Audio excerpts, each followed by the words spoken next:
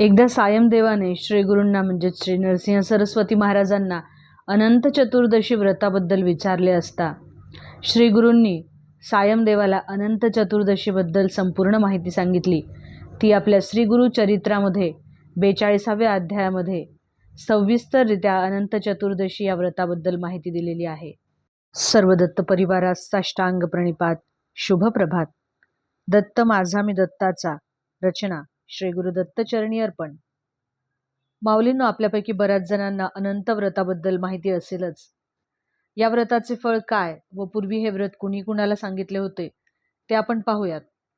तर हे व्रत पूर्वी पंडुपुत्र युधिष्ठिराने केले होते व यामुळे त्याचे गेलेले राज्य परत मिळाले होते.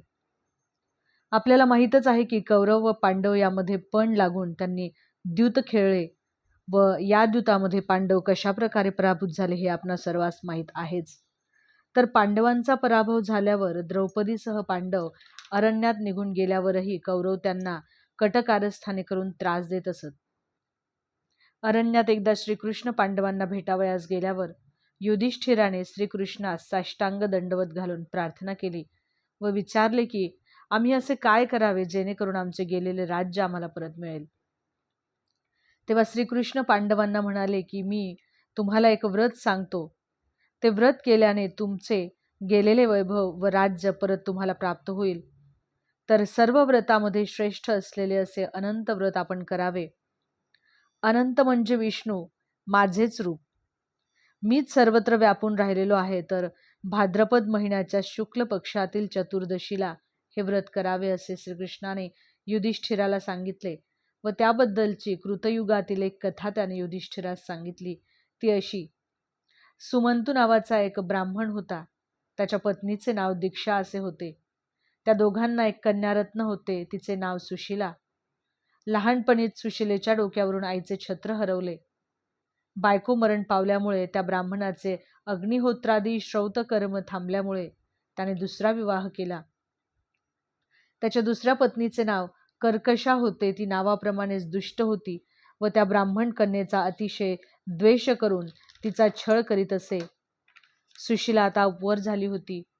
एक दिवस कौंडिन्य नावाचा एक तरुण ऋषीने तिला मागणी घातली. सुमंतूने ताबडतोब दोघांचा विवाह करून दिला व कन्येच्या प्रेमापोटी काही दिवस दोघांना स्वगृहीच ठेवले.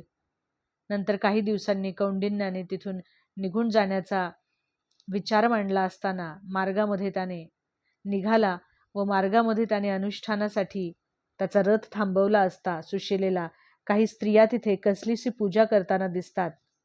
त्यांनी तांबड्या पैठणी परिधान केलेल्या होत्या व त्या सगळ्याजणी निरनिराळ्या कलशांची पूजा करताना तिने पाहिले. सुशीला त्यांच्या जवळ गेली व पूजेबद्दल त्यांच्याकडे तिने चौकशी केली व हे व्रत काय आहे, याचे फळ काय आहे हे विचारले. तेव्हा त्या स्त्रिया म्हणाल्या की याला अनंत चतुर्दशीचे व्रत म्हणतात. ही पूजा दरवर्षी जर आपण केली तर आपल्या सर्व प्रकारची सुख समृद्धी आपल्याला प्राप्त होते. भगवान विष्णूंची आपल्यावर कृपा होते.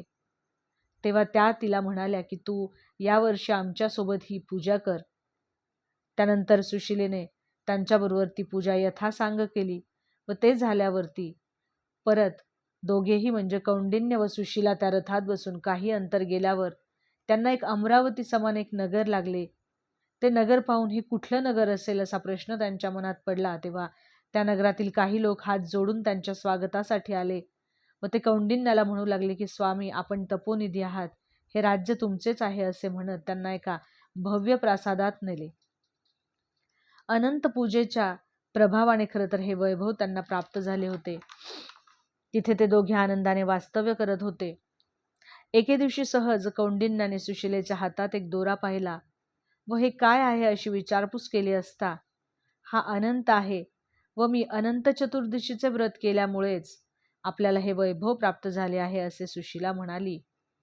पण ते ऐकून कौंडिन्य क्रोधित झाला व माझ्या कष्टाने आणि ज्ञानाने हे मला मिळाले आहे असे म्हणून त्याने तो अनंताचा दोरा हिसकावून घेतला व त्यामुळे अनंताचा कोप झाला. त्याची सगळी संपत्ती चोरांनी चोरून नेली. घर जळून भस्म झाले.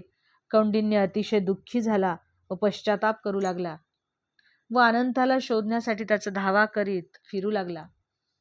कुणी अनंताला पाहिले आहे का म्हणून जो भेटेल त्याला अनंताबद्दल विचारू लागला. तेव्हा सर्वप्रथम त्याला एक आम्रवृक्ष दिसला. त्या वृक्षावरती खूप सारी फळे आलेली होती, पण त्या वृक्षाकडे एकही पक्षी फिरकत नव्हता. तेव्हा कौंडिन्याने त्या आम्रवृक्षाला प्रश्न विचारला की हे वृक्षा, तू भगवान अनंताला पाहिले आहेस का? तेव्हा वृक्ष म्हणाला, नाही, मी पाहिले नाहीये, पण अनंताचे दर्शन तुम्हाला जेव्हा होईल तेव्हा त्यांच्याकडे माझ्यासाठी क्षमा मागा. पुढे कौंडिन्य थोडे अंतर चालून गेल्यावर त्याला एक बैल दिसला. त्या बैलाच्या पुढे भरपूर चारा पडलेला होता, पण त्या बैलाला तो खाताच येत नव्हता. तेव्हा कौंडिन्याने त्या बैलाला प्रश्न विचारला, अरे बैला, तू अनंताला पाहिलेस का? तेव्हा बैल त्या कौंडिन्याला म्हणाला की नाही. त्यानंतर काही अंतर चालून गेल्यावर कौंडिन्याला पुढे 2 सरोवरे दिसली, पण त्या सरोवरातील पाणी कुणीच पित नव्हते. त्यांनाही कौंडिन्याने विचारलं की तुम्ही अनंत पाहिला आहे का? तर तुम्हाला भेटल्यास आमच्याकडे कोणी पक्षी येत नाही, ही परिस्थिती देवाला सांगा, असे ते सरोवर म्हणाले. पुढे गेल्यावर कौंडिन्याला एक गाढव व हत्ती दिसले. ते दोघेजण नुसतेच उभे होते, पण कोणी काहीही बोलत नव्हते, काही सांगत नव्हते. तेव्हा कौंडिन्य फार दुःखी झाला व जमिनीवर पडून तो दुःख आणि शोक करू लागला. अनंत अनंत अशा हाका मारू लागला.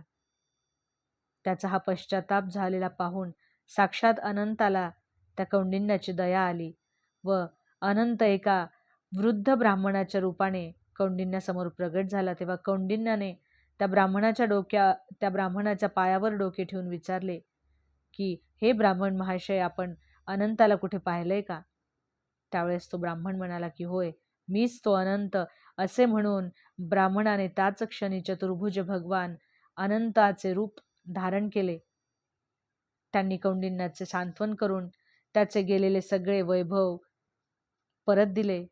तेव्हा भगवान अनंत विष्णूंनी कौंडिन्याला एक वर दिला की तू अतिशय धर्मशील असा होशील व यानंतर तुला कधीही दारिद्र्य येणार नाही व तू शाश्वत वैकुंठ लोकात राहशील. तेव्हा श्रीकृष्ण भगवान म्हणाले की अनंत विष्णूने कौंडिन्याला असा वर दिला. तेव्हा कौंडिन्याने आपण वाटेत पाहिलेला आम्रवृक्ष, तो बैल, ती 2 सरोवरे, गाढव आणि हत्ती, या सगळ्यांची अशी दयनीय अवस्था कशामुळे झाली होती व त्यांनी क्षमा का बरं मागितली असे विचारले. तेव्हा श्री विष्णूंनी कौंडिन्याला त्याचे स्वरूप समजावून सांगितले व भगवान विष्णू त्याला म्हणाले की सर्वप्रथम तू जो आम्रवृक्ष पाहिला होतास तो पूर्वजन्मीचा एक विद्वान असा ब्राह्मण होता व त्याला तुझ्याप्रमाणेच त्याच्या ज्ञानाचा गर्व झालेला होता आणि त्या गर्वामुळे त्याने कधीच कुणालाही विद्यादान केले नाही. त्याच्यामुळे त्याच्या ज्ञानाची फळे कडू झाली. यामुळे कुठलाही प्राणी त्या वृक्षाच्या आश्रयास येईनासा झाला. तुला जो नंतर बैल दिसला, तो बैल पूर्वजन्मी एक मोठा श्रीमंत माणूस होता. त्याने खूप सारे दान केले होते व त्याला त्या दानाचा गर्व झाला होता. त्यामुळे आता त्या बैलाच्या समोर गवत असून देखील त्याला ते खाता येत नव्हते. त्यानंतर पुढे गेल्यावर तुला जी 2 सरोवरे दिसली होती, ती 2 सरोवरे म्हणजे पूर्वजन्मीच्या 2 बहिणी होत्या. आपण केलेल्या दानधर्माचा पैसा दुसऱ्याकडे कुठेही जाऊ नये म्हणून त्या दोघी एकमेकींनाच दान करत होत्या. त्यामुळे त्यांच्या संपत्तीचा इतर बाकी कुठल्याही दुसऱ्या बाहेरच्या लोकांना काहीही उपयोग झाला नाही. त्यामुळे त्या सरोवराचे पाणी कुणीही पित नव्हते. त्यानंतर तुला गाढव दिसले. तो गाढव म्हणजे तो तुझा क्रोध होता. तो तुझ्या जाणीवेतून बाहेर पडला होता व त्याला गाढवाचा जन्म मिळाला. त्यानंतर तुला जो हत्ती दिसला तो म्हणजे तुला तुझ्या तपश्चर्येचा झालेला गर्व, जो तुझ्या शरीरातून बाहेर पडून त्याला नंतर हत्तीचा जन्म मिळाला. आणि तू सुद्धा तुझ्या स्वतःच्या ज्ञानाचा गर्व केलास. तुझ्या बायकोच्या श्रद्धेला तू तुच्छ मानलंस. तुझा गर्व, अहंकार आणि तुझ्या देवधर्माबद्दलच्या तुच्छतेमुळे तुला हे सगळं दुःख भोगावं लागलं. तुला पश्चाताप झाला म्हणून मी तुझ्यावर प्रसन्न झालो आहे. आता तू घरी जा व तू सुद्धा अनंत व्रत कर, म्हणजे तुला पुन्हा सर्व सुखांचा लाभ होईल व मरणोत्तर नंतर तू नक्षत्रात पुनर्वसू नावाचे जे नक्षत्र आहे त्यात चिरकाल निवास करशील. कौंडिन्याला भगवान विष्णूंचे अनंताचे हे सगळे म्हणणे पटले. त्याचा गर्व नाहीसा झाला व त्याने घरी जाऊन पुन्हा आपल्या पत्नीसह अनंत चतुर्दशीचे हे व्रत केले व त्याला अनंत असे वैभव प्राप्त झाले. तर असा हा अनंताचा महिमा भगवान श्रीकृष्णांनी युधिष्ठिराला सांगितला आणि या व्रतामुळे कौंडिन्याला त्याचे गेलेले वैभव, त्याचे गेलेले राज्य, त्याचा पैसा पुन्हा कसा प्राप्त झाला हे सुद्धा त्याने सांगितले. व तुम्ही सुद्धा हे व्रत केले तर तुमचे गेलेले राज्य तुम्हाला पुन्हा प्राप्त होईल असे श्रीकृष्णाने युधिष्ठिराला सांगितले. तर ज्या अर्थी श्री गुरूंनी हे व्रत करण्यास सांगितले त्यानुसार ते किती प्रासादिक आहे याची आपल्या सर्व दत्त भक्तांना नक्कीच खात्री पटेल. अवधूत चिंतन श्री गुरुदेव दत्त. दिगंबरा दिगंबरा श्रीपादवल्लभ दिगंबरा.